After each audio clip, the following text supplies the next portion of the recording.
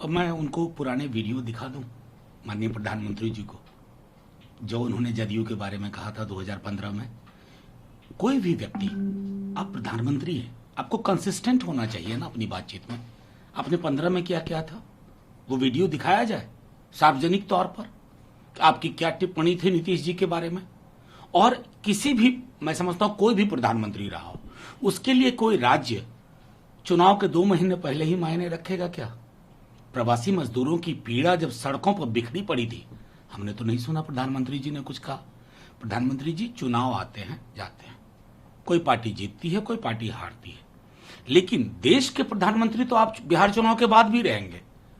आपकी आपकी आपकी चिंता में बिहार 5 बरस बाद ना आए, हर बरस रहे, हर महीने रहे, हर दिन रहे, हर घंटे रहे, वो नहीं रहा है और बिहार को ये पता है। हम लोग बहुत भटके हुए लोग हो गए, अब हम तमाशे में संलिप्त हो गए। -23.9 जीडीपी के बाद कौन सी तुरही बजाएंगे आप? बेरोजगारी चरम पे है, कौन सी तुरही बजाएंगे?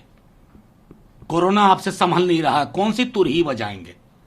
मैं समझ रहा हूं कि चुनाव तमाशा नहीं होना चाहिए ना, विकास तमाशा नहीं होना चाहिए। आपसे नहीं हो पा रहा, आप स्वीकारोक्ति कीजिए। हमने बिहार में, हमारे नेता प्रतिपक्ष तेजस्वी जी ने या इवन बाद में चिराग जी ने क्या कहा? संक्रमण को लेकर के आपकी तैयारियां उचित नहीं है, प्रवासी मजदूरों को लेकर के आपने कोहराम मचवा दिया। इन सवालों का जवाब है क्या मुख्यमंत्री जी और प्रधानमंत्री जी के पास? अब ताली बजवा लीजिए, आपके पास बहुत सारे मैकेनिज्म हैं जिसके आधार पर आप मीडिया के नैरेटिव को आप कंट्रोल कर लेते हैं, लेकिन देश 2, 4, 5 बरस में चीजों को नहीं भूल जाता है। ये दर्ज करेगा कि जब जिंदगियों में कोहराम मचा हुआ था, अर्थव्यवस्था तहस नहस थी, युवा सड़कों पर थे, आपके पास उनको देने के लिए कोई ठोस नीति और नियत नहीं थी। देखिए, पीछे काम करने वाले लोग नहीं है साहब। हमारी सीधी सी बात है कि अब बिहारी अगर वो बीजेपी में भी है, जेडीयू में है, आरजेडी, सीपीआई, सीपीएम, एलजेपी, अगर वो वहां के सूरत हाल से परेशान नहीं है, इसका मतलब उसने अपने अंदर की मानवीय संवेदनाओं का कत्ल कर दिया। करने की बात नहीं, इस सरकार को सबसे ज्यादा जरूरत है कि इसको ये समझाया जाए, इस सरकार को, कि आप सुनने की कला को रिवाइव करिए। आप सुनना नहीं चाहते, विपक्ष सलाह देता है, आप उसको आलोचना समझते हैं।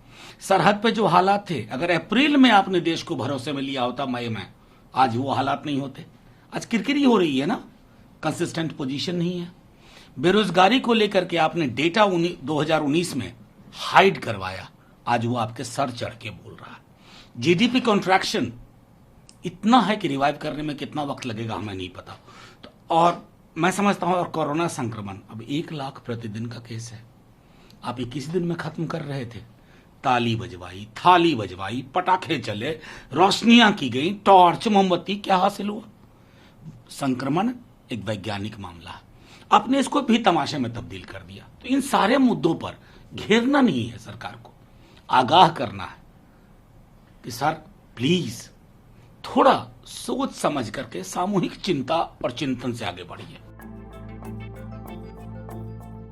फिक्र आपकी, सोमवार से शुक्रवार रात 9 बजे सिर्फ TV9 भारतवर्ष पर।